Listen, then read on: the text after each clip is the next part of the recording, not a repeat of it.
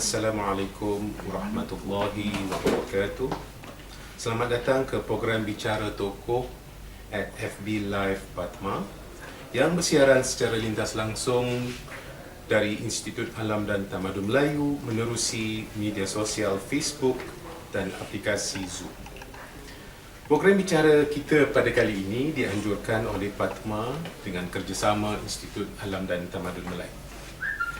Saudara-saudara sekalian, tujuan program bicara ini diadakan adalah untuk bermatlamatkan bagi menyebarluaskan pengetahuan menerusi perkongsian ilmu dan kepakaran para ahli akademik di dalam pengajian alam dan tamadun Melayu. Seterusnya diikuti usaha pendokumentasian tacit knowledge para ahli akademik, khususnya ahli-ahli akademik alam dan tamadun Melayu dan lain-lain bidang kepakaran berkaitan alam dan tamadun Melayu di dalam format audiovisual menerusi media sosial terkini. Program bicara ini juga bermatlamatkan untuk memberikan nilai tambah kepada kualiti perkhidmatan dan pembangunan atau perkembangan koleksi Patma.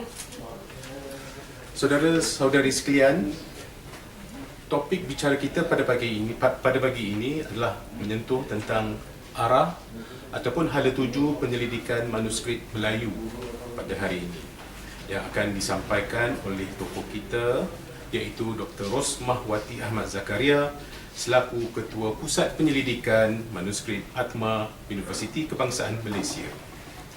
Sebelum itu, saudara-saudari sekalian, saya ingin membawa minda saudara-saudari sekalian kepada kepentingan kita memelihara manuskrip kita.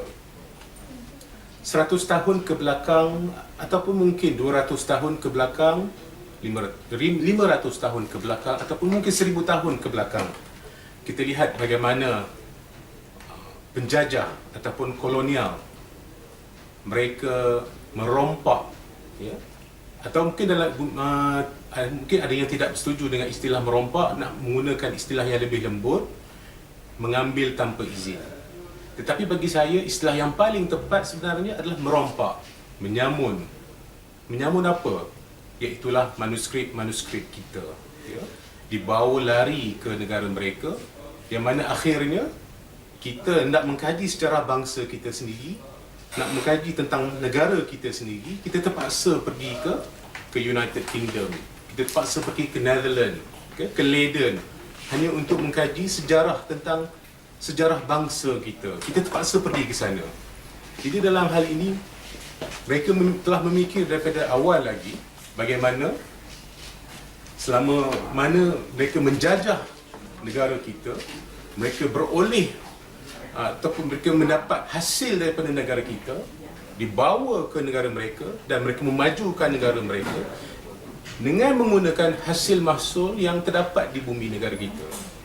Jadi bagi menjamin penghasilan ataupun pemerolehan hasil daripada bekas jajahan, jadi mereka telah pun berfikir lebih awal lagi. Jadi mereka antaranya mereka telah mencuri ataupun merompak hasil-hasil manuskrip ini, mereka bawa ke sana sebagai menjamin bahawa mereka tetap juga mendapat hasil walaupun negara-negara tanah jajahan ini, bekas-bekas tanah jajahan ini bukan lagi di bawah taklukan mereka, ya.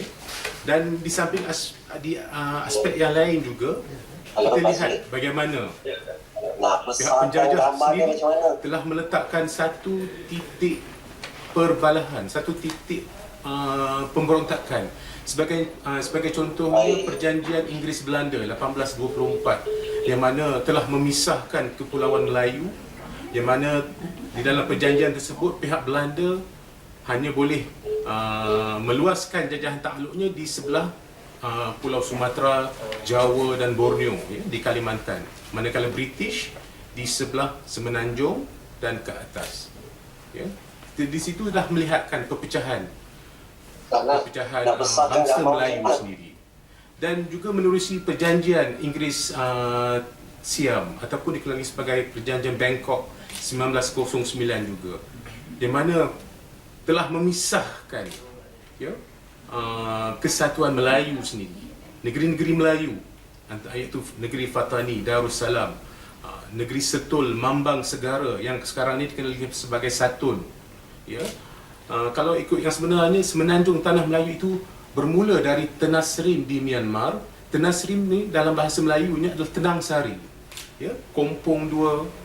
Ya, kalau di Kompong dua itu masyarakat Melayu di situ bercakap dengan logat Kedah. Ya. Macam-macam istilah-istilah yang digunakan di situ. Sama seperti mana yang diungkapkan, yang dituturkan oleh masyarakat Kedah sendiri pada hari ini. Sama. Ya.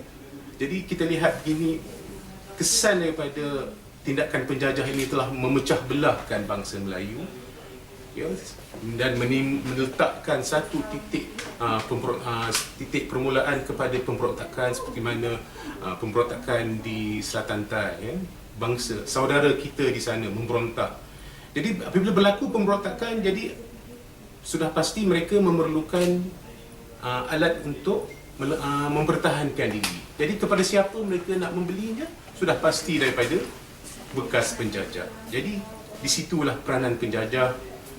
Jadi kita lihat bagaimana mereka memecah belahkan bangsa kita, ya, mengambil manuskrip kita. Jadi dalam hal ini perlulah kita ada kesedaran, maknanya kita perlu pelihara manuskrip kita agar maruah dan integriti bangsa Melayu itu menjadi kuat dan terus bersatu. Mana program bicara kita pada hari ini bukan setakat kita membicarakan soal manuskrip, tetapi juga kita membawa mesej kita perlu bersatu.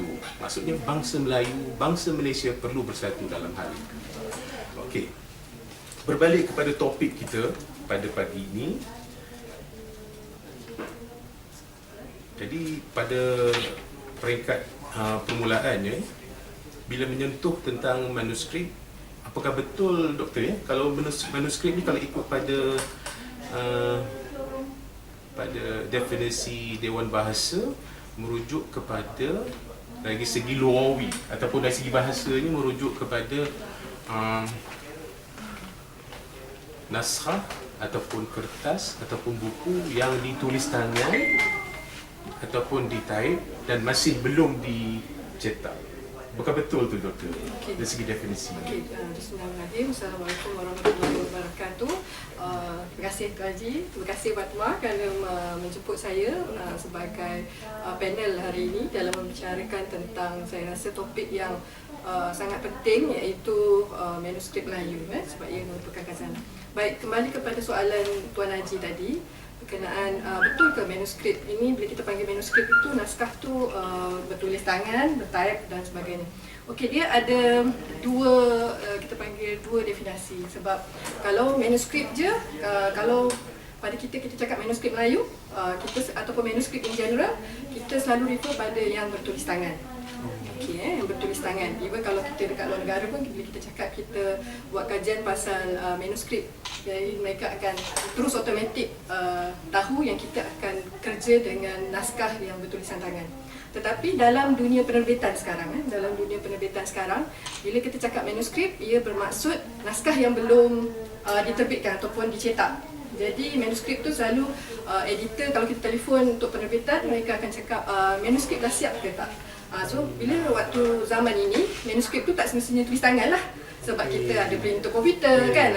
Kalau sebelum printer komputer dicipta tu, mungkin dia orang guna typewriter. Jadi naskah yang belum diterbitkan itu juga dipanggil manuskrip. Tetapi manuskrip yang kita nak bicarakan pada hari ini adalah manuskrip yang bertulis tangan, yang merupakan khazanah. Lagi satu, bila kita cakap tentang manuskrip ni, dia ada lagi satu definisi, iaitu yang berkait dengan artifak. Sebab bila kita cakap manuskrip ni, dia boleh manuskrip yang semalam kita tulis tangan pun kita panggil manuskrip juga tu, kan. Tetapi kalau kita pergi dekat perpustakaan, mungkinlah perpustakaan pun sekarang dah ada mula nyimpan manuskrip, kan. Selalunya bila kita cakap manuskrip ni, diorang akan arkib, perpustakaan ataupun museum. Jadi yang disimpan di ketiga-tiga institusi ini selalunya yang dipanggil artifak. Artifak ini dia ada masa dia. Dia ada masa yang kita baru boleh kita panggil layak untuk dipanggil artifak. Selalunya yang berumur 100 tahun ke atas. So manuskrip bertulis tangan yang berusia 100 tahun ke atas baru kita panggil artifak manuskrip. Jadi kadang-kadang bila kita cakap manuskrip je, orang memang sangat keliru pasal benda ini. Kadang-kadang manuskrip yang baru 10, 20 tahun, 30 tahun mereka dah anggap sebagai artifak. Itu hanya manuskrip. Definisi literal lah macam Tuan Haji cakap tadi kan. Tapi bila kita cakap dari konteks ataupun konsep artifak, dia adalah yang berusia 100 tahun ke atas. Jadi kalau seiring dengan kemajuan teknologi, maksudnya apabila mencapai usia 100 tahun, walaupun dia bukan bertulis tangan, tapi dia ditype melalui print, maksudnya dengan mesin pencetak, apakah bahan itu kelak akan dianggap sebagai manuskrip yang ataupun artifak yang sebagaimana yang dimaksud? Dia akan masuk dalam kategori artifak. Sebab bila 100 tahun ke atas tu, dalam museum pun dia ada manuskrip yang litograf, yang cetak batu. Dia tak tulis tangan, dia cetak batu. Yang itu pun kita kategorikan sebagai manuskrip litograf, tapi dalam kategori artifak. So cetak batu tu adalah langkah pertama kepada percetakan moden. Maknanya selepas zaman tulis tangan tu, dia dah mula litograf, and then dia dah mula ke arah block printing, and then seterusnya machine lah. Jadi maksudnya mungkin pada masa akan datang akan ada pembahagian ataupun era, maksudnya manuskrip bertulisan tangan, manuskrip bertype, yes, dan akhirnya manuskrip yang seperti mana yang sekarang ni. Sebab itu kalau dalam katalog, selalunya setiap institusi akan keluarkan katalog manuskrip, koleksi manuskrip yang mereka ada, Tuan Haji. Dia akan tulis dekat situ manuskrip apa, tajuk. Lepas tu mungkin dari segi teknikal dia boleh letak dekat situ tulisan tangan ataupun printing ataupun litograf ataupun apa teknik yang digunakan dalam penghasilan manuskrip tu. Itu sangat membantu sekarang sebab kita tahu zaman tu dah panjang, dah banyak manuskrip yang dihasilkan, teknik pun dah semakin berkembang. Jadi memang kena classifiedkan benda tu penting dalam setiap katalog. Kita tak boleh main secara pukal je lah, kita tak boleh pukal semua manuskrip tulisan tangan. So memang sangat penting untuk seorang pakar manuskrip ataupun orang yang bekerja dengan manuskrip untuk tahu yang ini tulisan tangan, yang ini litograf, yang ini print print dengan blok, ataupun yang ini print machine. Dia memang boleh kategorikan benda tu. Benda tu sangat penting. Nampaknya agak menarik juga ya topik manuskrip ni. Dan jadi sebelum kita pergi lebih jauh lagi, jadi kita pun ingin mengetahui sedikit banyak tentang maksudnya latar belakang pendidikan doktor sendiri. Maknanya doktor tu mendapat maksudnya memang perkhususan itu memang di dalam bidang manuskrip atau bagaimana? Okay. Ini yang orang selalu duk tanya saya kan, orang daripada dulu duk tanya daripada mana belajar pasal manuskrip ni kan. Okey, saya sebenarnya merupakan graduan daripada UIA. Saya punya ijazah pertama lah. Ijazah pertama saya di UIA bidang sejarah dan tamadun Islam lah, sains kemanusiaan. Jadi yang selepas itu saya terus masuk bekerja. Saya bekerja di Museum Kesenian Islam Malaysia di Kuala Lumpur. Kalau mungkin saya rasa sekarang ni dah ramai dah orang kenal Museum Kesenian Islam kan, dekat belakang Masjid Negara tu. Okey, di situlah saya punya perkenalan dengan manuskrip itu. Waktu saya belajar dekat UIA tu, kira belajar macam biasa je lah kan. Tetapi untuk saya kenal dan jatuh cinta dengan manuskrip ini adalah di Museum Kesenian Islam. Lepas itu saya bekerja di sana dalam 14 tahun sebelum saya berhenti dan menghabiskan PhD saya di UKM.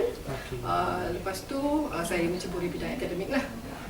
Jadi master sarjana dengan doktor falsafah saya adalah daripada Atma. Saya punya PhD berkaitan dengan teknik ragam hias pensilidan Al-Quran Pandalima. Tapi Pengkhususan tentang ataupun ialah pengkhususan tentang manuskrip ini memang pastinya ada kaitan dengan apa ijazah utama doktor kan, sejarah. dalam bidang sejarah kan, Ya. dan benda itu memang sinonim dengan sejarah. Kena tahulah sebab macam jadi kita belajar sejarah sebab di UIA kami belajar sejarah sepanjang saya punya khusus sejarah saya tu kami belajar tentang sejarah negara Islam dan juga sejarah yang bukan negara Islam lah, UIA, USA, India dan sebagainya.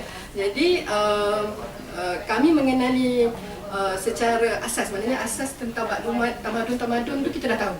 Lepas tu sejarah nama-nama dinasti tu kita dah boleh lah kan, contohnya Timurid dekat mana, Timurid dekat Asia Tengah kan, kalau Ottoman tu dekat mana, Ottoman tu Uthmaniyah tu dekat Turki, Safavid dekat mana, Safavid dengan Qajar dekat Parsi, Mughal dekat India. So Macam Bani Saljuk. Saljuk apa semua tu kan, jadi kita dah tahu kedudukan tu di mana. Jadi bila saya masuk dan terlibat dalam manuskrip tu, sebab saya punya head department, sebab saya bekerja waktu saya masuk di Museum Kesenian Islam. Museum Kesenian Islam tu baru sangat.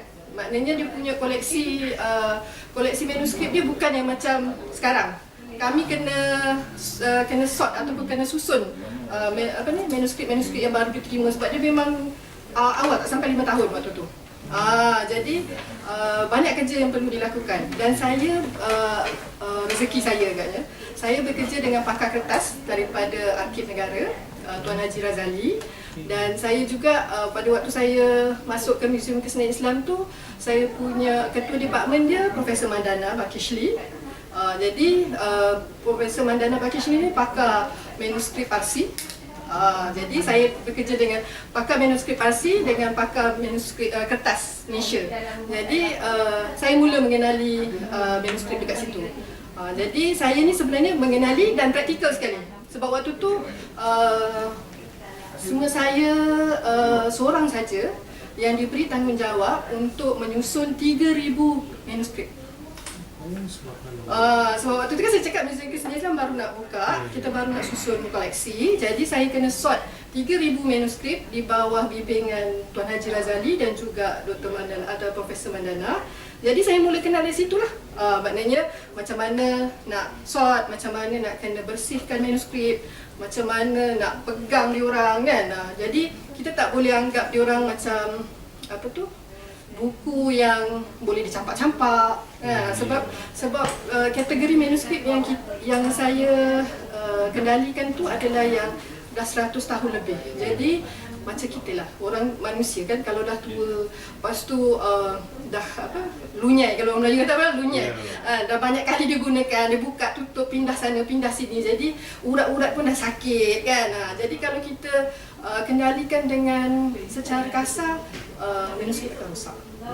Maknanya Tuan Haji Razali memang bimbing saya daripada awal lah. Maknanya macam mana kita nak buka manuskrip, kita tak boleh buka manuskrip macam suka hati je kan. Kalau kita kalau kita buka buku, kita dapat buku kan, kita buka macam ni kan. Ataupun kalau tak boleh buka, siap kita siap gesek-gesek lagi tapi dia buka.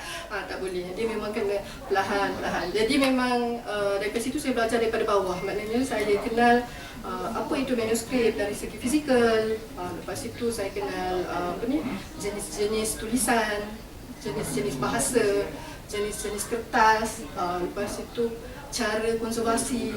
So saya belajar daripada, kata orang, saya tak belajar dalam kelas, tapi saya belajar dalam kerja saya. Itulah macam mana saya terlibat. Sebab orang kata kat UIA tak ada pun bincang pasal manuskrip kan. Macam mana you boleh tahu pasal manuskrip kan? Orang lain belajar dekat universiti, ambil kelas filologi, ambil kelas manuskrip. Saya cakap, saya ni rezeki saya terus berjumpa dengan pakar, terus duduk bawah dia orang, berlatih dan terus buat kerja. Dia memang hari-hari kita menghadap tuan guru kan, tuan guru cakap macam tu. Jadi memang selama 14 tahun tu kerja saya memang menjaga yang 3,000 lebih koleksi manuskrip lain. Maknanya fizikal manuskrip tu memang agak rapuh ya, Doktor? Ya, bukan rapuh lah, tapi kita panggil tidak stabil. Dalam bahasa dia lah kan, dalam bahasa bidang dia lah, kita panggil tidak stabil sebab dia boleh bila-bila masa boleh rosak. sama ada koyak ataupun tertanggal dia punya jahitan kan, ataupun mungkin kalau kita tidak berhati-hati waktu kita handle atau kendalikan manuskrip itu, contohnya kita handle sambil bercakap, lepas tu gelak-gelak apa semua kan, mungkin ailio kita tu pun boleh menyebabkan kerosakan sebab tu percik. Sebab tu kalau kita lalu dekat pusat konservasi kan, semua ahli konservasi senyap je. Buat kerja kan dengan tekun, tak cakap, tak ada macam kita kalau dia perlukan ketelitian. Walaupun orang cakap alah manuskrip tu macam manuskrip biasa je kita baca, tak. Bagi kami yang bekerja di museum dia lain sikit. Saya kalau pergi mana-mana yang ada buat pameran manuskrip, kalau manuskrip itu tidak dikendalikan dengan betul, saya rasa macam sedih. Saya rasa macam sayangnya manuskrip dia buat macam ni, macam tu. Jadi sebab kita tahu betapa berharganya dia dan macam mana sepatutnya ia dilayan. Itulah saya punya perasaan. Kita mendengar pun ialah agak benda maknanya bahan manuskripnya agak fragile lah istilahnya ya. Sangat. Walaupun kita nampak dia macam masih dalam bentuk dia kan, kalau kita nampak kan. Dan kita rasa macam benda ni boleh je kita nak bawa pergi daripada Johor, nak bawa pergi Perlis pun boleh, dia takkan tertanggal. Mungkin sekali boleh. Tetapi kalau kita tidak berhati-hati, dia akan rosak sedikit sama sedikit. So handling dan sebagainya tu memang sangat penting lah. Sebab kebanyakan macam orang di universiti, dia pengkaji. Kita selalu jumpa pengkaji manuskrip di universiti. Ada yang dalam bidang agama lah, selalu kebanyakan dalam bidang agama macam-macam lah, fiqh ke, tauhid lah, Quran lah dan sebagainya. Mereka pengguna manuskrip itu. Tetapi bagi orang yang terlibat sepenuhnya dalam manuskrip Melayu, macam museum ni, macam saya lah dulu kami kenal manuskrip tu kata orang luar dalam. Jadi dari segi jahitan kita tahu macam mana disambung, macam mana dia daripada asal tu kulit apa semua tu kita tahu. Dia sakit apa, dia demam ke, dia sesama ke, dia batuk ke, pun kita tahu benda tu. Jadi dia lain, dia punya approach ataupun sudut layanan dan juga sudut pandang penyelidik, pengguna dengan yang memang bekerja dengan manuskrip. Itu lain dia punya sudut pandang. Daripada 3,000 bahan manuskrip yang doktor sebutkan tadi, asal usulnya semua datang daripada Malaysia, Alam Melayu semua? Alam Melayu. Itu sebenarnya manuskrip koleksi Jabatan Agama Islam dan Jabatan Kemajuan Islam Malaysia, JAKIM, yang diamanahkan untuk dijaga oleh Museum Kesenian Islam lah. Bila menyentuh tentang manuskrip, dari segi usia bahan tersebut, ada tak kriteria manuskrip itu menyentuh soal-soal, maksudnya apakah ada pembahagian topik ataupun bidang, ataupun bila menyebut sahaja manuskrip itu hanya menyentuh satu bidang sahaja tentang alam Melayu, ataupun maksudnya ada unsur-unsur luar yang maksudnya yang dikira sebagai apakah yang dikatakan sebagai manuskrip? Manuskrip ni macam saya cakap, sebab hari ni kita bincang pasal manuskrip Melayu kan. Tapi saya masukkan jugalah sikit sebab pengalaman saya bekerja dengan 3,000 manuskrip tu, itu yang koleksi JAKIM. Tapi saya juga bekerja dengan manuskrip yang koleksi museum itu sendiri, yang kebanyakannya koleksi daripada luar, manuskrip Islam daripada luar. Jadi kita boleh nampak dengan mudah dia punya kaitan ataupun beberapa elemen yang ada pengaruh kepada manuskrip Melayu. Jadi saya bagi contoh. Pertama sekali memang tulisan. Tulisan itu memang sangat untuk dikesan. Kalau kita selalu tengok bila kita buka manuskrip tu, manuskrip Melayu selalunya dia ada kita kena pasti tulisan Arab ataupun tulisan Jawi lah, tulisan Jawi bahasa Melayu tapi dalam tulisan Jawi bahasa Melayu tu ada bahasa Melayu yang lain juga. Sebab ada juga yang macam junior, kadang-kadang bila mereka datang ataupun masuk untuk training, baca manuskrip. Bila kita cakap boleh baca Jawi, oh boleh. Tapi bila kita bagi satu manuskrip, dia kata, oh saya tak boleh baca lah manuskrip ni, doktor. Ni tulisan Jawi ni, kenapa tak boleh baca kan? Okey, saja je kita nak test dia. So, memang bahasa Melayu, tetapi bahasa Melayu daerah lain-lain. Dia memang bahasa Melayu lama, tulisan pun lama. Jadi especially kalau kita bagi contohnya graduan kita sekarang, graduan yang mungkin ambil manuskrip di fakulti masing-masing, bila kita bagi contoh manuskrip untuk mereka baca, mereka akan rasa, doktor ini ejaan dia lain lah, ini ejaan dia lain. Itulah dia punya kemahiran dia. Kita pun tak boleh ajar benda tu dalam kelas. Sebab benda ni dia kena selalu bekerja dengan manuskrip. Nanti kamu boleh nampak dia punya ejaan tu, mungkin di Aceh ejaannya lain, di Pantai Timur, di Patani ejaannya lain kan. Kalau kita baca manuskrip daripada Pantai Timur, mungkin bunyi-bunyi dia macam Pantai Timur jugalah. Kalau macam saya orang Melaka baca manuskrip Pantai Timur, saya macam tak faham. Saya tanya saya punya staff lah, Encik Bazri kan. Encik Bazri ni maksudnya apa? Bunyi ni betul ke bunyi dia macam ni? Nanti itu keindahan dia. Keindahan bahasa dalam manuskrip lain. Bila menyentuh tentang manuskrip kita ya, saya teringat tentang, maksudnya tentang sejarah Melayu, karangan yang kitab Sulalatus Salatin. Jadi bahan gini memang tidak ada dalam pegangan kita ya, betul? Sulalatus Salatin ini telah banyak diterjemahkan. Ada, tapi kita ada di PNM je sebenarnya Sulalatus Salatin. Yang asal betul? Dia ada banyak version. Dia ada banyak version. Sebab tu kalau kita tengok di Patma ini sendiri, kita tengok ada transliterasi. Kan ada transliterasi yang daripada Indonesia, ada transliterasi yang daripada Malaysia, dan daripada Barat sendiri. Jadi salinan Sulalatus Salatin itu memang telah tersebar, dia punya salinan. Sebab manuskrip Melayu ni satu masalah dia, kita susah nak betul-betul trace, oh ini sebenarnya original dia. Sebab dia disalin dan diedarkan. Ataupun kalau kita pernah ingat waktu Munsyi Abdullah dia dalam manuskrip dia tulis ayahnya pernah dihantar ke Pantai Timur untuk mengupah para penulis Melayu untuk menghasilkan manuskrip atau menyalin manuskrip untuk dibawa ke Eropah untuk koleksi Stanford Raffles. Jadi kita lihat bahawa salinan ini kadang-kadang kita ada satu salinan, orang lain pun ada satu, tapi sezaman sebenarnya.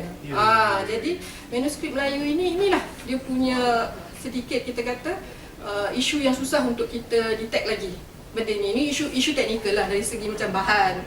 Itu yang bila kita nak detect, kadang-kadang kita dapat satu salinan, dia kata ini manuskrip ni lama ni daripada zaman Melaka katanya. Kita pun buka lah, kita buka kertas dia pun kita dah tahu. Kalau orang tu dia boleh kenal bahan. Bila dibuka je manuskrip tu, dia nampak kertas tu ada menggunakan kertas Eropah dengan tanda air atau tera air yang kononnya abad 17, 18, 19. So manuskrip tu bukanlah daripada zaman yang dikatakan tu, zaman Melaka tu. Jadi kebarangkalian bahan manuskrip tersebut adalah palsu memang ada? Dia bukan kategori palsu macam produk palsu tu. Sebab dia salinan. Dia manuskrip salinan, cuma kategori palsu tu adalah dari segi macam contohnya dia kata manuskrip ni umurnya sekian. Tetapi bila kita buat checking, dia bukanlah berasal ataupun dating back ataupun bukannya dari zaman yang dikatakan. Itulah yang kita akan cakap, bukanlah, maknanya penilaian manuskrip ini memang dilakukan, tetapi tidak semua institusi melakukan penilaian manuskrip ini.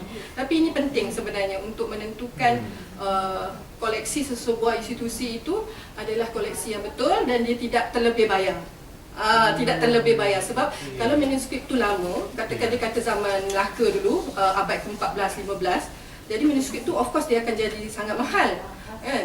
Tapi rupanya dia adalah manuskrip salinan yang menggunakan kertas abad ke-18, abad ke-19.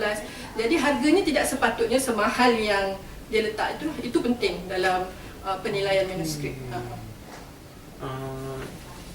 Setakat ini doktor, berdasarkan kepada pengetahuan doktor, ada tak usaha-usaha untuk mendapatkan semula manuskrip yang ada di sebagaimana yang saya nyatakan tadi itu. Okey. Kita tahu manuskrip Melayu ni ada di British Library, ada di Leiden, kan?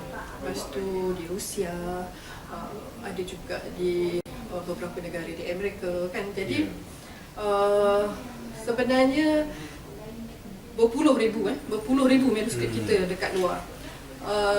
Banyak usaha yang saya dengar hari tu. Ada sebuah universiti di Pantai Timur nak bawa balik lah, cuba nak memenuhkan koleksinya. Lepas itu ada juga usaha-usaha daripada kerajaan sendiri untuk bawa balik manuskrip Melayu yang penting, kan. Jadi usaha membawa balik khazanah atau pewarisan bangsa ini, kita boleh lihat satu usaha yang bagus lah, satu usaha yang bagus untuk kita bangga dengan warisan ilmu kita. Tetapi perkara yang paling penting kita perlu ingat adalah selain bawa balik itu, apa ilmu yang kita boleh keluarkan daripada manuskrip itu lebih penting. Maknanya ilmu yang ada dalam manuskrip itu lebih penting. Maknanya penyelidikan perlu dijalankan. Jangan kita bawa balik kita simpan. Sebab kalau kita bawa balik kita simpan, kita kena fikir satu perkara lagi. Dari segi peralatannya, adakah kita bersedia? Dari segi kepakarannya, adakah kita bersedia? Yang lokal lah. Mungkin orang kata tak apa, kita boleh hire ataupun kita boleh ambil pakar daripada British Library ke, kita boleh ambil daripada pakar VNA ke untuk kerja dengan kita. Boleh, tak salah. Tetapi berapa lama pakar tu akan berada di negara kita? So kalau kita memang betul-betul telah bersedia, yes, kita boleh bawa balik koleksi kita, kita simpan dekat tempat kita. Sebab manuskrip ini dia perlukan penjagaan 24 jam. 24 jam /7. Maknanya sepanjang masa, sepanjang hari. Jadi dengan keuangannya, maintenance-nya dan sebagainya. Jadi sebelum kita mampu di peringkat yang itu, apa kata kita usahakan dalam penyelidikan dulu. Kita gali ilmunya dulu, sebab sekarang ni koleksi-koleksi di luar negara itu sudah boleh diakses. Sudah boleh diakses melalui, sebab mereka dah buat digital, kan. Mereka dah buat digital, jadi kita boleh request untuk lihat kita punya koleksi manuskrip itu untuk penyidik-penyidik. Jadi mereka dah boleh mula buat penyidikan. So daripada penyidikan ini baru kita tahu manuskrip penting, manuskrip ni kurang penting, manuskrip ni tak apa, kita boleh simpan dulu. So bila kita ada duit sikit yang kita, atau peruntukan sikit untuk kita bawa balik manuskrip Melayu tu, apa kata kita bawa balik manuskrip yang paling penting dulu. Jadi kita tak adalah main teba jala macam tu je, kan. Jadi melalui penyelidikan kita akan dapat tahu mana manuskrip yang betul-betul berharga untuk negara kita, ataupun dari segi warisan khazanah ilmu kita yang betul-betul berharga. Yang itu kita target dulu. Jadi tidaklah bermakna manuskrip ini fokusnya hanya terhad kepada kesusasteraan semata-mata. Jadi maknanya memang ada banyak topik-topik dia. Ada banyak topik. Manuskrip ni dia ada banyak topik.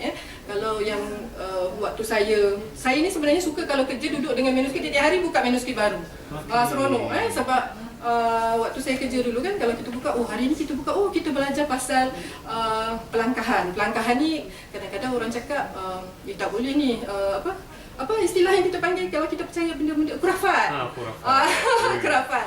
Tapi baca tak salah, kan. Jadi itu satu ilmu tempatan yang kita kena tahu. Jadi saya macam kagum macam mana mereka ni seorang pemerhati. Di sini kita pakai, kalau kita belajar sains, pemerhatian merupakan satu teknik untuk mendapat ilmu. So pemerhatian is a science sebenarnya, proses ilmu itu. Jadi mereka memerhatikan hari ini ataupun bulan ini, minggu ini, angin daripada mana. Ataupun bintang tu timbul dekat mana, sebelah kiri ke sebelah kanan ke sebelah. So dia akan tahu waktu hari ini kita tak boleh keluar waktu ni, kita keluar waktu ni. Jadi kena ada pemerhatian, kena tengok angin bertiup daripada sebelah timur ke sebelah barat ke, barat raya ke tenggara ke dan sebagainya. Jadi pada saya ilmu-ilmu yang sebegini memang sangat menarik. Astronomi tentang kaji bintang, tentang apa yang ada di langit alam Melayu ini. Ini pun satu kajian yang terdapat dalam manuskrip. Kadang-kadang maklumat sebegini dia tidak ada dalam buku khas. Dia tidak ada dalam buku khas. Kadang-kadang kan bila kita tengah baca-baca buku, contohnya buku tajwid ke kan, buku tentang tafsir ke, manuskrip tafsir dan sebagainya, tiba-tiba ada satu kertas je yang diselit dalam tu. Mungkin sewaktu mereka tengah menelaah itu, dia pun cantiklah apa melalui pemerhatian yang berlaku pada waktu tu. Jadi disimpan dalam tu. Jadi kita dapat tahu, ada tiba-tiba ada maklumat sampingan pula. Okey, itu satu. Yang kedua, kalau kita lihat Dr. Farouk, yang saya rasa untuk peneliti manuskrip, Dr. Farouk merupakan salah seorang penyidik manuskrip Melayu yang sedang meningkat, dan banyak sumbangan beliau dari segi perubatan tradisional. Maksud saya dari segi macam pembomohan. Beliau mengkaji tentang manuskrip ini. Jadi dia akan ceritakan tentang apa tanda-tanda kalau seseorang tu kena sihir dan sebagainya. Jadi kenapa benda ini tidak dikaji di sini? Kan sebab Dr. Farouk ni dia punya base sekarang dekat UK. Jadi beliau menggunakan peluang yang ada di depan beliau untuk mengetengahkan tentang satu lagi ilmu tempatan di alam Melayu ini, mengetengahkan tentang pembomohan. Jadi kita lihat selain daripada sastra saja, yang tadi kita bincang sastra saja tadi kan, ada banyak. Lepas itu ada perkapalan, ada perkapalan tentang pelayaran, bagaimana bila sesuai untuk belayar, bila sesuai untuk kita set up untuk punya sampan dan sebagainya. Ada juga manuskrip tentang seni bina. Seni bina tentang macam mana kita nak bina rumah, hari apa sesuai kita naikkan tiang seri, hari apa sesuai untuk kita naikkan atap, hari apa sesuai untuk kita buat pintu contohnya. Jadi benda-benda ini semua saya pernah jumpa dalam manuskrip yang saya cakap 3,000 itulah. Okey, tapi dia tak adalah manuskrip yang menarik begini. Dia tak adalah tulis tajuk macam buku teks kita hari ini. Ini manuskrip seni bina, tak adalah kan. Ini manuskrip pelayaran, tak ada. Kadang-kadang memang tak ada tajuk, you kena baca. Lepas itu dia punya pendahuluan tu dah sekian banyak lah, kena bersabar. Sebab orang Melayu ni dia berlapis. Sebelum dia buka ilmu dia tu, dia ada doa dia ada kata-kata kata-kata pendahuluan dia kan. Dia ada doa, dia selalu doa lah. Di bahagian depan tu selalunya doa, memohon keberkatan, memohon supaya apa yang dituliskan itu mendapat berkat dan sebagainya kan. Melainan bila kita lihat tu, kadang-kadang bila orang tak sabar ni, yang nak terus buka, dia terus ada bidang dia tu, payahlah. Sebab dia memang kena, manuskrip Melayu memang kena sepati dulu dengan dia. Kecuali kalau institusi tu dah buat kataloging, dia dah mengenal pasti, okey, dalam manuskrip ini ada berkaitan dengan seni bina, dalam manuskrip ini ada berkaitan dengan pelayaran. Saya pernah terima panggilan daripada seorang pelajar universiti baru-baru ni lah. Dia tanya, doktor, dekat pusat penyediaan manuskrip ada tak buku manuskrip sains dan teknologi? Saya cakap, manuskrip Melayu kalau depan dia tulis sains dan teknologi tak ada. Sebab dia kata dia buat bahagian tu lah. Saya cakap, tapi sebenarnya bila orang sains dan teknologi ni dia nak buat kajian tentang manuskrip, dia tak perlu pun pergi kepada manuskrip yang memang dalam kandungan dia tu ada kejuruteraan ke, ada seni bina ke dan sebagainya. Sebab kertas itu sendiri adalah satu sains dan teknologi. Dakwatnya adalah sains dan teknologi. Bindingnya sains dan teknologi, dari segi pelekat dia, gam dia. Lepas itu ink dia gunakan apa? Dia gunakan sotong ke, dia gunakan arang ke, dia gunakan jelaga ke, dia gunakan apa? Lepas itu pada saya macam kertas deluang. Deluang tu jenis apa? Sebab kertas tempatan adalah kertas deluang. Kalau kita dengar, kalau macam dekat Mesir kita ada papyrus kan. Papyrus. Lepas tu kalau dekat satu lagi, kalau dalam dunia Islam kita selalu cakap velum. Kulit apa ni? Binatang. Kulit anak lembu di bahagian perut. Sebab kulit tu kulit tu yang lembut sikit untuk dibuat bahan untuk menulis lah. Okey, dan dia tak banyak bulu sangat. Kalau dekat bahagian atas kan banyak bulu kan.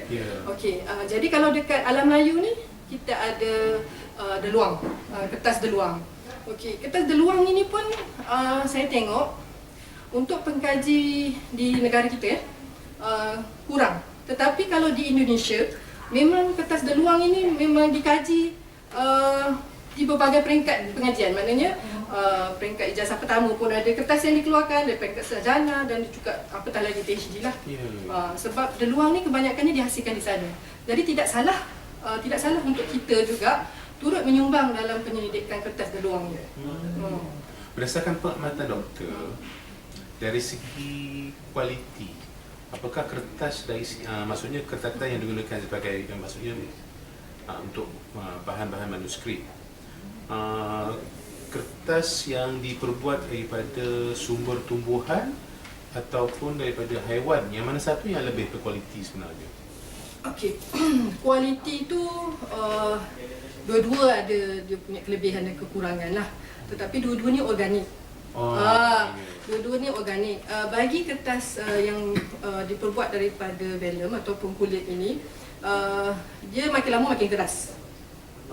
Sebab yalah kulit kan. Lepas itu penjagaan sangat susah. Penjagaan dia sangat susah. Jangan terleka bila ada koleksi sebegini. Sebab apabila velum itu mula mengeras dan kita tak jaga dari segi kelembapan, dari segi haba dan sebagainya, tulisan akan mula rosak. Sebab tulisan itu kita pakai ink kan. Ink tu dia ada pigmen dia. Jadi pigmen ni mungkin mula merekah dan makin lama akan hilang lah. Bila dia merekah dia akan terkupas. Dia akan hilang. Okey. Itu dari segi kertas ataupun kebaikan dan kekurangan velum lah. Tapi kalau kita nak display tu nampak cantik lah kan, dan dia lebih tebal daripada kertas. Okey. Untuk kertas pula kita nampak dia disadvantage dia pun kena jaga juga betul-betul dari segi temperature dan sebagainya. Mungkin dekat negara kita tak nampak sangatlah dia punya masalah kertas tu. Tapi saya rasa even perpustakaan pun menghadapi masalah dari segi kelembapan, especially musim hujan. Musim hujan kan. Apatah lagi manuskrip yang ataupun kategori artifak yang dah 100 tahun tu kan. Jadi dia dah, macam saya cakap tadi, dah lunyai kan. Urat-urat dia dah sakit kan. Jadi kalau keadaan terlalu sejuk pun tidak elok. Ataupun sekejap sejuk, sekejap panas pun tak elok. Lepas itu, kalau katakan lokasi penyimpanan itu berdekatan dengan laut, itu pun kena sangat diambil perhatian. Kalau boleh elakkanlah, sebab udara masin daripada laut itu akan menyebabkan kerosakan kepada manuskrip, terutamanya jika ink yang digunakan itu mempunyai pigmen-pigmen ataupun unsur-unsur logam. Jadi dia akan mempengaruhilah ketahanan manuskrip tersebut. Agak complicated. Jadi isu dia bukan setakat buka manuskrip dan baca kan. Manuskrip kita ini nak preserve dia bukan setakat kita beli, kita letak dekat dalam kotak pameran untuk orang tengok, bukan. Manuskrip ini adalah satu perjalanan yang turun naik.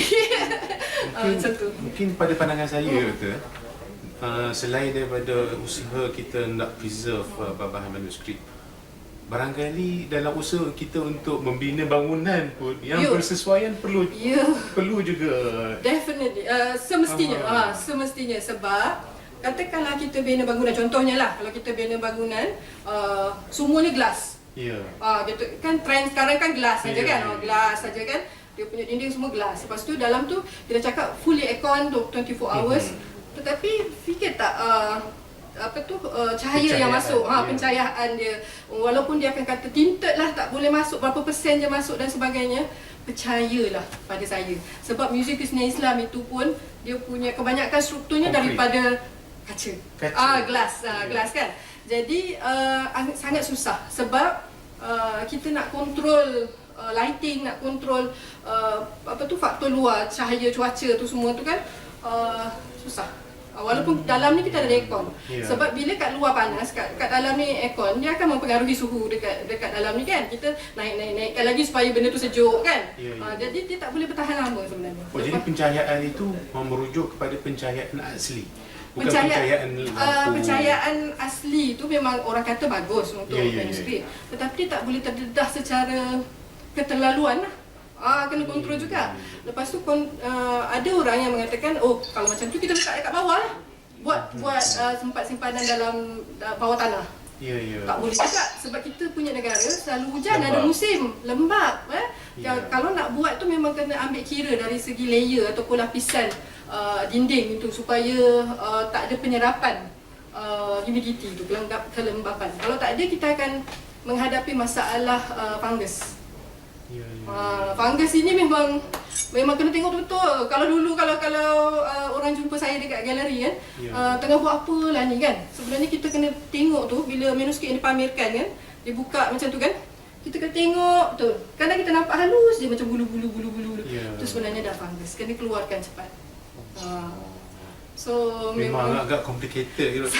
Itu sebab saya cakap bila kita cakap kita nak ambil manuskrip kita di luar dan bawa balik, kita kena fikir bahawa adakah kita mampu dari segi facilities dan juga kepakaran. Dari segi bahasa doktor, berdasarkan kepada kajian doktor, pengamatan doktor, doktor ada lihat perbezaan penggunaan bahasa? Contohnya kalau bahan manuskrip itu dihasilkan pada milenium yang berbeza, pada abad ke-15, abad ke-16, doktor maksudnya ada terlihat maksudnya perbezaan dia punya bahasa berdasarkan maksudnya pada tulisan Jawi tersebut. Perbezaannya dari segi pertama macam saya cakap ejaan lah. Ejaan tu sebab ejaan yang lama-lama, ejaan Jawi lama-lama kadang-kadang dia berdasarkan sebutan. Kalau kita sekarang ni kita eja ikut huruf Rumi kan. Saya kalau dulu dia akan ikut kalau macam kita dia mungkin eja kaf kita. Kaf bawah ki, ta alif ta, kita. Tapi sekarang kita eja kaf ya ta kan. Ada sekarang kat sekolah yang eja kaf ya ta alif. Sebab dia punya ejaan Rumi KITA kita. Jadi Rumi dia Jawi saya pun dah confuse. Jawi dia kaf ya ta alif kita kan. Jadi itu yang perbezaan dari segi ejaan. Yang kedua dari segi mungkin ada pakar sastra yang lebih arif lah, tapi pada saya ejaan. Yang kedua adalah penggunaan perkataan. Perkataan yang kalau abad 14, 15, 16 tu mungkin dia banyak menggunakan perkataan Melayu lama. So kalau kita lihat kalau kita baca, contohnya kalau kita baca hikayat Hang Tuah kan, contohnya kita nak sampaikan cerita, apa benda cerita di dalam muka surat ni, dia ada banyaklah arakian setelah apa semua. Apa benda ni nak cerita sebenarnya dalam ni kan. Jadi dia punya pengkisahan, dia punya pemilihan perkataan, keindahan perkataan itu berlapis-lapis. Kalau kita tengok kan dia punya itu lah, kata orang Melayu ni kadang-kadang dia punya bunga cerita dia banyak kan. Dia sebenarnya isinya satu je dia nak sampaikan. Macam tu. Kalau kita lihat dia punya gaya lah. Mungkin ada pakar sastra yang ada pendapat yang lain. Jadi maknanya doktor hasil-hasil daripada kajian manuskrip ni maknanya memang kalau menyentuh tentang kesusastraan ataupun menyentuh tadi yang menyentuh tentang aspek seni bina. Jadi apakah terdapat kolaborasi ataupun memang kita menjemput pakar-pakar dalam bidang kejuruteraan ini datang untuk membuat kajian atau bagaimana tu doktor? Lebih bagus kalau orang yang mengkaji itu dia ada basic ataupun dia ada asas kepada ilmu yang nak dikaji itulah. Itu satu. Yang kedua, katakan kita nak jemput pakar bidang sains teknologi kan, untuk jemput. Seeloknya pakar sains dan teknologi itu pun boleh membaca Jawi. Jadi kita boleh rujuk silang. Maknanya bila kita baca suatu perkataan, macam kita kata dulu, macam saya sebut tadi, dulu ejaannya lain, sekarang mungkin ejaan lain. Jadi kita senang untuk rujuk silang dengan pakar yang boleh baca Jawi. Okey, sebab kalau kerjasama antara dua bidang, contohnya teknologi dan juga manuskrip contohnya, memang boleh, tak ada masalah. Cuma lebih bagus jika kedua-dua bidang boleh duduk bersama berbincang tentang sesuatu istilah dalam tu. Sebab yelah, kadang-kadang bila kita baca seorang ni, kita faham daripada fahaman kita je manuskrip kan. Tapi kalau kata contoh yang bidang sana pun boleh membaca, mungkin dia kata tak, sebenarnya bunyi dia macam ni, benda ni sebenarnya macam ni. Jadi lebih mudah pemahaman itu. Contohnya macam saya cakap tadi, astronomi. Astronomi memang perlu ada orang yang ada asas ilmu untuk astronomi, membaca buku astronomi, barulah dia boleh sampaikan kepada sesiapa sahaja tentang astronomi itu. Ya. Agak menarik sebenarnya topik kita pada hari ini sebenarnya. Satu lagi doktor, peranan perpustakaan okay. Kalau kita lihat usia perpustakaan UKM ini dah lebih 40 tahun. Okey, katakanlah bertahan sehingga 100 tahun akan datang, lebih 100 tahun. InsyaAllah. Dari segi mungkin pihak perpustakaan mungkin boleh buat pemilihan lah. Maksudnya bahan-bahan mana yang boleh di-preserve. Okey doktor ya. Jadi doktor lihat apakah keperluan untuk pemeliharaan dan pemuliharaan ini, apakah kita perlu membuat pilihan ke, ataupun kesemua bahan koleksi perpustakaan itu kita kena pelihara? Okey, semestinya perpustakaan dia punya tujahan dia lain lah compare kalau kita nak cakap pasal manuskrip saja. Kalau perpustakaan ni dia ada banyak bahan bercetak daripada berbagai bidang. Berbagai bidang. Jadi kalau kita nak simpan semua, kalau macam Tuan Haji cakap tadi, untuk mungkin sekarang 40 tahun lebih, lagi 60 tahun lagi, dah 100 tahun kan, kalau nak simpan semua boleh, tapi space, ruang tu kena dibesarkan sebab kita tahu macam Vatican contohnya kan, Vatican mereka mempunyai koleksi manuskrip ataupun koleksi manuskrip dan buku yang banyak dari serata dunia yang dikumpul kepada mereka. Tapi diorang punya ruang atau space tu besar. Sampai kat simpanan bawah tanah pun ada kan. Tapi dia kena perancangan lah. Maknanya kalau kita memang nak simpan semua koleksi yang kita kategorikan sebagai penting, yang dulu, sekarang dan masa depan, jadi perancangan ruang itu perlu ada. Sebab baru kita boleh simpan semua. Kalau tak ada, kalau katakan kekangan kita dari segi mungkin bajet untuk dapatkan bajet satu, tanah pun satulah kalau nak buat bangunan tu kan. Jadi mungkin kita kena pilih. Kita kena pilih bahan yang betul-betul penting untuk masa depan. Itu kena rujuk kepada pakar setiap bidang, mana satu yang penting untuk disimpan. Lagipun memang mana-mana perpustakaan pun kalau ada bahan-bahan yang kita anggap bahan nak dikatakan sebagai obsolete ataupun bahan usang pun kita tak. Janganlah cerita bahan usang, sian manuskrip tu. Sebab bahan itu sebenarnya walaupun makin lama, sebenarnya bahan itu masih lagi dianggap sebagai data, sebagai bersifat informatif. Jadi kita ada jawatan kuasa pelupusan, jadi bahan-bahan mana yang kita rasa maksudnya untuk menyelamatkan ruang Baiklah doktor, jadi kita boleh beri peluang kepada penonton-penonton kita untuk bertanyakan soalan-soalan jika ada. Okey. Jadi bersama dengan saya. Ya. Dr. Syukri. Saya Zuhairi. Dr. Zuhairi. Saya Zuhairi daripada IPG Kampung Rahman. Saya nak menyentuh sikit tentang apa yang doktor bagi tahu tadi tentang satu manuskrip yang dimiliki. Yang kita nak mencari apa yang originality, yang mana yang paling tua. Adakah naskah itu tua ataupun tidak? Berdasar pada apa yang saya belajar dulu kuliah dengan Profesor Dr. Siti Badrul Barik di UPGM, dia bagi tahu ada dua dalam konteks naskah. Dia naskah tu kita tengok teks. Kalau kadang-kadang kita panggil teks. Bentuk fizikal itu naskah. Ada teks tua tapi naskah dia muda. Ya. Ada naskah muda tapi teks dia tu. Yang ni yang kita kena buat kajian filologi tu. Baik kalau kita boleh buat secara stema kurikulum tu, alhamdulillah lah. Kalau kita boleh buat stema dia. Tapi kalau nak buat stema pun kena ada syarat dia.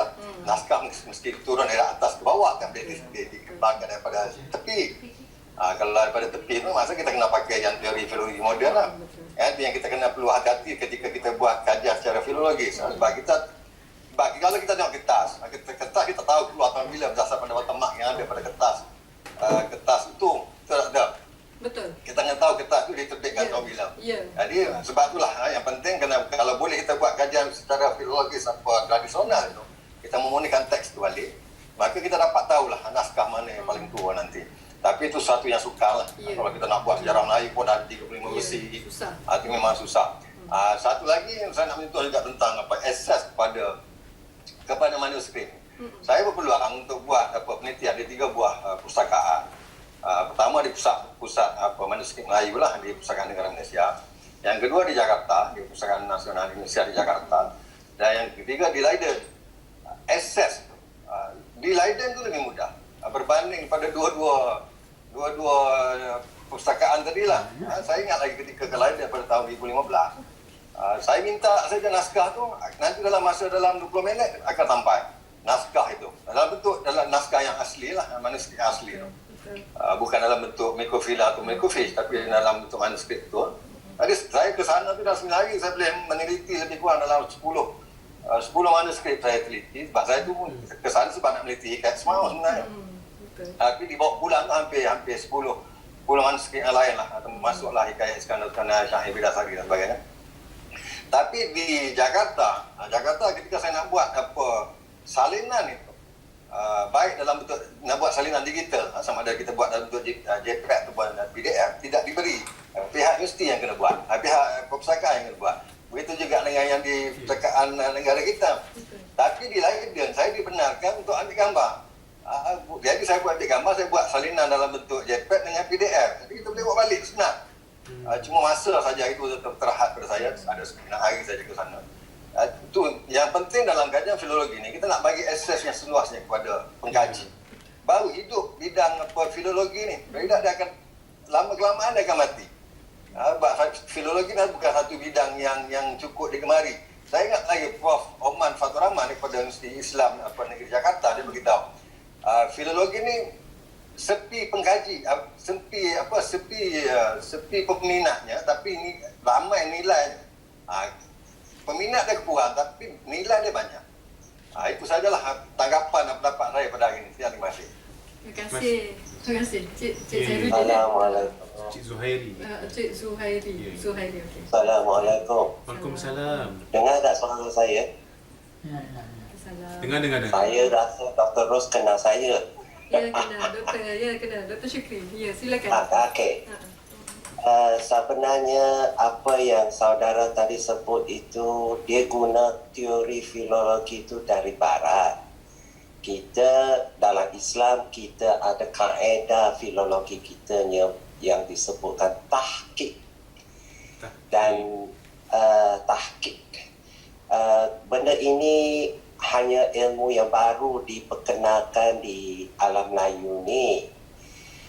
Mereka di Indonesia macam Fatur Rahman itu mengenengahkan filologi barat. Kita tak, kita memperkenalkan balik tahqiq tu, sistem tahqiq tu, kerana filologi itu asalnya dari tahqiq. Sistem teori itu semua dari tahqiq. Makanya kalaulah menurut saudara tadi pengurusi, apakah perlu kita buat cataloging, download manuskrip untuk kutipan library, perpustakaan Tun Sri Lanang maupun Pak Ma? Saya sangat setuju dan saya boleh membantu. Kita ada kod-kod lain dalam alam maya tu, boleh kita downloadkan semua manuskrip, malah boleh mencapai berjuta naskah. Cuma sejauh manakah keupayaan Tun Sri Lanang menyediakan tenaga manusia, pakarnya, yang boleh buat cataloging dan digitalisekan dan simpan sebagai naskah-naskah dalam library digital manuskrip di Tun Sri Lanang. Kerana kita Islam ni banyak manuskrip yang belum didapati dan disimpannya sebagai untuk rujukan kepada masyarakat Malaysia. Contohnya saja kita lihat manuskrip matematik, Khawarizm dan sebagainya, sains, istilah kimia. So banyak manuskrip-manuskrip bukan hanya dalam bahasa Arab tetapi bahasa Parsi kuno. Orang Iran hari ini pun tak boleh baca bahasa Parsi kuno. Macam kita lah tak boleh baca Jawi dulu. Ya, kerana kearifan lokal, bahasa lokalnya berbeza, dialeknya berbeza, istilahnya berbeza. Maka di sinilah kalau saya cadangkan kalau pihak Tun Sri Lanang mau kemukakan pusat manuskrip, saya boleh bantu. Yang penting saudara kena sediakan tenaga-tenaganya untuk download manuskrip, CD-kan, katalogkan, dan kita buat satu library manuskrip digital untuk untuk masyarakat lah. Pasal UKM ni sudah lebih dari 50 tahun usianya, tapi saya rasa sudah sampai waktunya kita untuk bangunkan sistem ini. Ya, insya-Allah saya akan bantu. Saya dengan Dr. Rosmawati bersama-sama berganding bahu untuk membantu Tun Sri Lanang. Insya-Allah. Assalamualaikum. Mungkin perpustakaan boleh jadi pelopor, insya-Allah. Pada saya satu usaha yang bagus untuk kita ada kita punya server sendiri. Sebab kita nak download benda-benda ni yang digitalkan, kita kena ada satu server yang berkuasa. Kalau kita ada kuasa kuda yang penuh lah kan. Kuasa kuda yang penuh, sebab kita tak boleh simpan barang-barang digital ni di cloud, mana-mana cloud, sebab cloud ni milik orang lain. Jadi bila-bila masa dia boleh tutup cloud tu, and then kita tak akan dapat akses. Jadi macam saya cakap, kita kena ada maintenance, tak kira dari segi manuskrip fizikal ataupun manuskrip digital.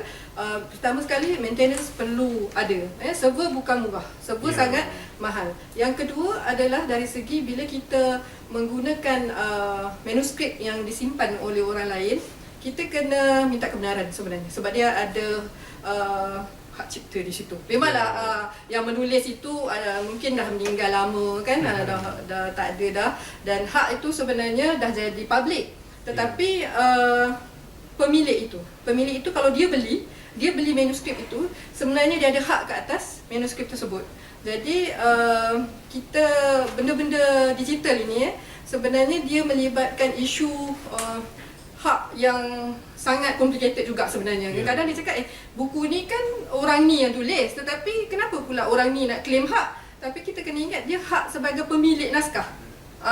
Yang itu sebenarnya perlu diambil kira sebab memang macam hari tu waktu tahun lepas, waktu British Library buka akses kepada koleksi dia, semua orang boleh akses kepada manuskrip dia. Kita boleh even besarkan zoom, kita tengok sampai ke kertas ni, kita boleh tengok dia punya fiber dia punya, sebab koleksi gambar yang diberi itu sangat besar, tetapi tak boleh download sebab hak masih bawah British Library.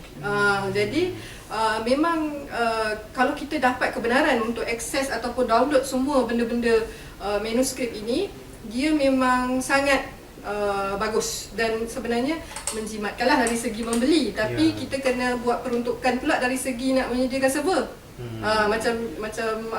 Selain server, macam Dr. Syukri cakap tadi, kepakaran orang yang nak menguruskannya, bukan setakat simpan saja, kena ada juga orang dari segi teknologi yang nak buat cataloging, digital cataloging dia, nak kena maintain dia dan sebagainya.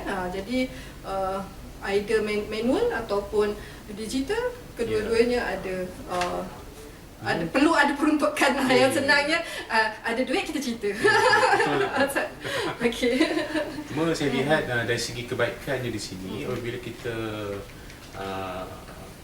maksudnya kita mendigitasikan manuskrip ini daripada satu aspek kita berupaya untuk menyelamatkan bahan manuskrip yang asal agar tidak berlaku kerosakan. Ya kan betul?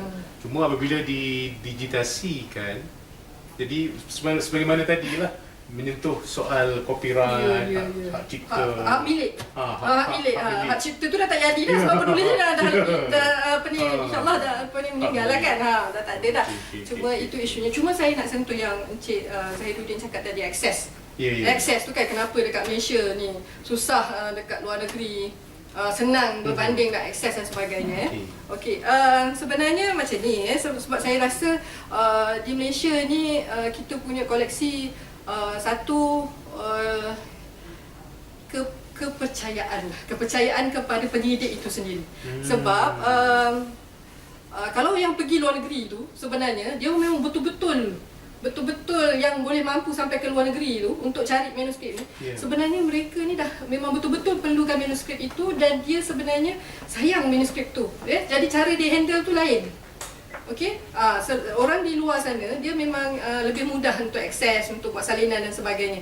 Sebab saya pernah bertugas di bahagian ini, maknanya bila orang mohon nak akses, mungkin ada pekaji-pekaji manuskrip yang pernah deal dengan saya kan, mungkin ada yang pernah ditolak oleh saya untuk handling, untuk ambil gambar. Mungkin waktu mereka nak baca manuskrip pun saya tugaskan seorang staff untuk bukakan helaian manuskrip itu. Mungkin kalau Cik Zahiruddin nak marah, mungkin saya seorang-orangnya lah bukakan manuskrip tu, berapa nak muka surat berapa dan sebagainya. Sebab kita pernah bagi, mungkin di institusi saya dululah, kita pernah bagi kebenaran tetapi manuskrip rosak. Tu yang saya cakap, keboleh percayaan untuk pengkaji handle manuskrip tu dengan bagus. Sebab bila diorang nak ambil gambar, contoh nak ambil gambar, manuskrip kan kadang-kadang dia melengkung. Bila kita buka tu kadang-kadang dia melengkung, lepas tu dia macam ni kan. So dia nak ambil gambar, dia tekan. So bila dia tekan, tak elok untuk manuskrip tu, itu seorang. Kalau ada contohnya 5 orang lagi yang nak guna selepas itu, apa akan jadi pada manuskrip tersebut? Itu satu hal. Okey, itu untuk manuskrip yang belum dikonserv. Untuk manuskrip yang kadang-kadang telah melalui proses konservasi, dia kadang-kadang dah melalui proses konservasi. Lepas itu telah diletakkan lapisan lah di permukaan manuskrip tu, dia dah letak lapisan tissue paper ke ataupun gentian sutera dan sebagainya yang digunakan untuk konservasi kertas. Kadang-kadang sukar untuk dibaca. Bila kita dah letak lapisan tu sebenarnya untuk protect kertas manuskrip tu, tetapi untuk orang yang nak baca manuskrip, lapisan ini sangat sukar sebab dia mengganggu. Dia surat itu akan nampak lebih kelabu nanti. Kalau siapa yang tak pernah jumpa manuskrip macam ni, kalau dia pergi arkib ataupun di museum mungkin ada, sebab manuskrip dah melalui proses konservasi, dia akan nampak bahawa manuskrip ni susah nak baca sebab dia ada layer atas dia. Jadi kalau dia nak ambil gambar, dia terpaksa tekan sebab dia nak nampak jelas. Kalau dia setakat ambil gambar macam tu je, dia tak boleh baca. Maksud doktor, layer lut sinar ke tak? Dia plastik. Dia bukan lut sinar macam plastik. Dia saya rasa dia orang panggil macam tissue paper ke. Waktu saya dilatih oleh Tuan Haji Razali dulu, dia pakai macam gentian sutera. Tapi sekarang mungkin dia orang dah tak pakai lagi yang sutera tu. Dia macam berkilat sikit lah. Tapi warna putih jarang je. Dia jarang. Dia akan letakkan di permukaan kertas itu supaya memelihara permukaan manuskrip itu daripada macam mungkin cala ke apa kalah kan. Dan susah untuk koyak sebenarnya, tapi untuk pembaca membaca manuskrip yang telah melalui proses konservasi ini, dia akan sukar. Jadi kalau dia nak ambil gambar, apatah lagi untuk ambil gambar, dia akan jadi kena tekan, kalau kita buat macam ni kan, untuk bagi nampak jelas untuk ambil gambar kan. Jadi itu yang untuk keselamatan sebenarnya. Setiap aturan itu dibuat untuk keselamatan. Cuba mungkin ada penyidik yang memang dia boleh handle manuskrip dengan bagus. Memang dia boleh handle manuskrip dengan bagus. Jadi dia rasa kenapa tak izinkan dia untuk itu. Lagipun kalau mereka tak boleh ambil gambar, mereka gunakan servis institusi, mereka kena bayar. Sekarang kita kan ada telefon kan, kita baca kita boleh snap je kan, dapat. Cuma itulah saya cakap, kadang-kadang kita bagi orang yang menguruskan permohonan, dia tak tahu sejauh mana orang tu boleh handle manuskrip. Jadi untuk demi keselamatan manuskrip tu, jadi peraturan perlu diadakan. Jadi di luar pada saya macam itulah, kalau orang yang pergi luar memang semua orang cakap kat luar lagi senang nak dapat manuskrip, tak kira lah kat Oxford ke, dekat British Museum ke, British Library ke, kalau kita minta manuskrip memang senang je nak dapat, dan kita boleh terus terus akses, terus nak ambil gambar dan sebagainya kan. Tapi itulah pada saya, orang yang sampai di sana dengan klien kita yang di sini, dia ada dua kategori yang berbeza. Tak semua orang boleh handle manuskrip sebenarnya. Maksudnya ini membabitkan kebolehpercayaan terhadap pengguna. Ya. Sebab kadang-kadang diorang tak perasan sebenarnya bila dia baca manuskrip, sebab dia dah biasa baca buku, dia akan jilat untuk tukar muka surat. Ini saya nampak. Ini saya nampak sendiri. Selepas itu saya tetapkan peraturan, ada seorang staf yang akan bukakan helaian muka surat untuk pengkaji. Sebab ini saya nampak, kita dah bagi tahu dah tak boleh buat ni, tak boleh buat ni, tak boleh buat ni. Tetapi secara tak sengaja, sebab dah jadi tabiat kan. Bila baca ni kita akan jilat, lepas tu kita akan buka. Jadi manuskrip, bila dia handle manuskrip pun dia akan buat benda yang sama macam tu. Jadi untuk keselamatan, untuk kegunaan atau kelangsungan manuskrip itu sendiri, sebab itu peraturan itu dibuat. Kalau menyentuh sebagaimana pertanyaan tadi, permasalahan dari segi akses, mungkin di peringkat kita masih belum bahan-bahan boleh. Akses tu boleh, cuma saya rasa macam bergantung kepada setiap institusi lah. Prosesnya tu lambat. Sebab kalau kadang-kadang penyelidik ini dia ada sebagai macam contohnya pelajar PhD ke, pelajar sarjana ke apa kan, dia punya tempoh untuk cari data tu, dia ada sekian-sekian tempoh dia lah kan. Jadi dia perlu akses kepada manuskrip itu dengan cepat.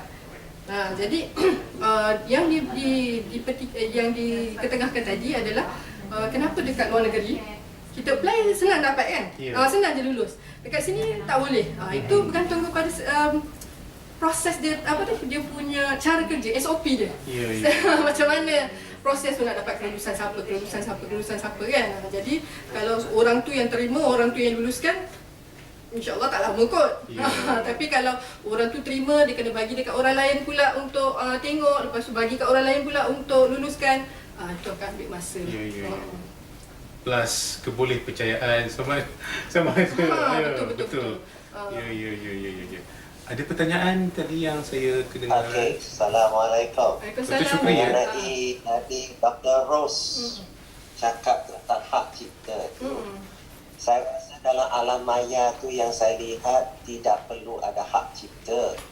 Cuma saya lihat katalog yang ada di Dubai, Juma Majid, manuskrip Juma Majid, manuskrip di Qahira maupun Damsyik, Maktabah Asad. Biasanya mereka akan buat catatan pada setiap manuskrip yang ada di muka hadapan tentang pemerihalanan bidang tu, berapa halaman, ayat apa, tajuk apa, siapa pengarang, here and there semua. Dan dia akan catat siapa yang merujuk di situ, siapa yang memiliki atau meminta naskah itu. Dia ada catatan di halaman kedua tentang pemerihalan naskah itu, siapa, berapa orang buat master, berapa orang buat PhD, di mana, negara mana, universiti mana dan sebagainya.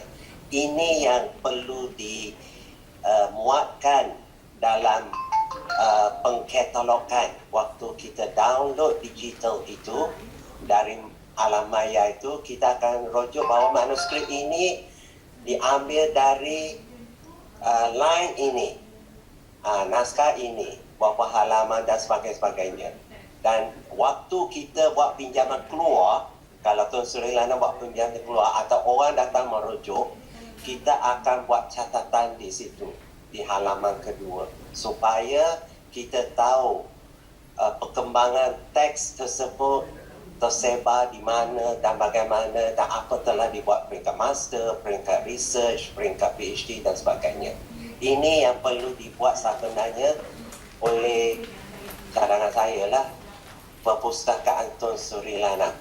Dan insya-Allah saya akan bantu. Kalau kita mula dari sikit dan kita akan kembangkan, insya-Allah. Terima kasih. Mudah-mudahan. InsyaAllah. Okey doktor, sebelum kita berakhir ingin saya sampaikan ada pertanyaan yang diambil daripada Facebook. Rasanya ada yang telah dijawab tadi oleh doktor. Iaitu yang pertamanya, kebanyakan manuskrip Melayu ditulis dalam bahasa apa? Okey, dan yang kedua, bahan apa yang digunakan untuk menulis? Saya doktor dah jawab tadi rasanya. Sebab macam saya cakap tadi, manuskrip Melayu ni kebanyakannya bila kita cakap manuskrip Melayu, dia akan automatik bahasa Melayu lah, ataupun bahasa Arab, ataupun campur bahasa Melayu dan bahasa Arab. Kebanyakan Lupa saya doktor. Bahasa bila disebut bahasa Melayu, apakah itu bahasa merujuk kepada bahasa Melayu kuno? Bergantung kepada zaman yang ditulis lah, yang macam saya cakap tadi. So kalau ditulis abad ke-16, zaman itu punya bahasa lah. Kalau 18, 19 dia dah tengok dia punya perkembangan bahasa itu sendiri. Tu orang bahasa boleh jelaskan lagi dengan jelaslah tentang perkembangan ataupun evolusi bahasa itu. Tetapi bahasa Melayu tu pun macam saya cakap tadi, dia bahasa Melayu mana? Bahasa Melayu Jawa ke, bahasa Melayu Aceh ke, bahasa Melayu Riau ke, bahasa Melayu Melaka ke, bahasa Melayu Petani ke, bahasa Melayu Pantai Timur ke kan? Jadi bila kita cakap bahasa Melayu je, kita tak boleh automatik ingat bahasa Melayu yang kita guna sekarang. Tidak, sebab bahasa Melayu manuskrip ni dia ikut wilayah Melayu mana yang manuskrip itu dihasilkan pada zaman tersebut. Okey. Saya rasa saya menjawab soalan dari segi bahasa. Yang kedua dari segi bahan. Okey. Bahan ini kita jarang guna alam Melayu. Saya cerita alam Melayu, bukan manuskrip yang mungkin nanti orang cakap ada saya jumpa manuskrip vellum. Vellum itu sangat rare untuk alam Melayu. Vellum selalunya untuk Asia Tengah, negara Middle East ataupun Parsi ke ataupun India. Tapi kebanyakannya Middle East lah. Okay. Tapi kat kawasan kita ni kebanyakan kita pakai deluang ataupun kita pakai daun apa tu? Kita pakai daun nipah, ada jumpa daun nipah dalam koleksi manuskrip Hakim itu. Lepas itu kulit kayu, bukan deluang. Deluang adalah manuskrip kertas yang dihasilkan dan sangat sempurna lah, halus. Bila dia dah proses tu, sebelum tulis dia dah proses tu, dia punya permukaan tu agak halus dan sesuai untuk menulis dan sebagainya. Lepas tu kita ada buluh. Kita juga ada menggunakan manuskrip kayu. Memang kayu betul. Kalau kita tengok tu, dia tulis tu macam atas papan, tapi sebenarnya kayu yang dia tidak proses jadi papan lah, tapi atas kayu. Okey, ada banyak bahan, tapi selain daripada kulit lah, sebab kulit sangat jarang digunakan dalam alam doktor, yang deluang tadi itu merujuk kepada pokok ke? Ya, pokok mulberry. Pokok mulberry ni dia proses, dia punya inti sari apa ni? Kulit tu, kulit dalam tu, bukan kulit luar, kulit dalam tu. Lepas tu dia ketuk sampai dia jadi lembut. Dia punya proses tu lah, antara proses asasnya untuk membentuk menjadi kertas. Dalam 3,000 bahan manuskrip tadi tu doktor, ada tak yang bahan itu merujuk pada batu? Batu tak ada. Batu tak? Batu kecuali kalau alam Melayu ni batu bersurat Terengganu tu lah yang paling yang paling popular. Ataupun kalau orang yang nak buat pengkajian tentang tulisan epigrafi, dia orang akan pergi ke Batu Nisan.